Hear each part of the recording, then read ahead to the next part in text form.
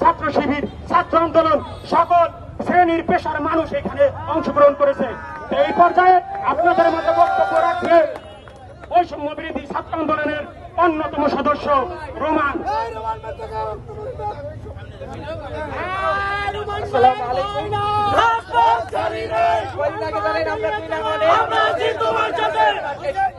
এই জায়গায় বক্তৃতা দেওয়ার মতো কিছু নেই।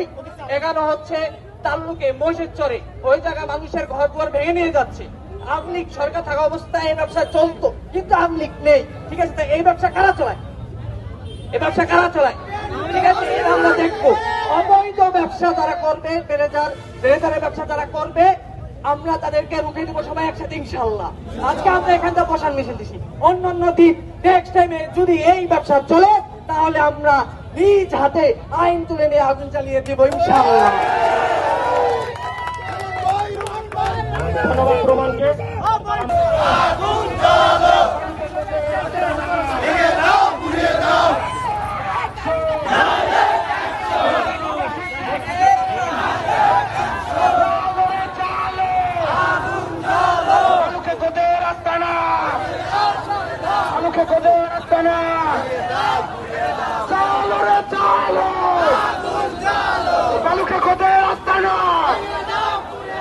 ভেঙে দাও, কুড়িয়ে দাও, অ্যাকশন অ্যাকশন, মানববাসী অ্যাকশন।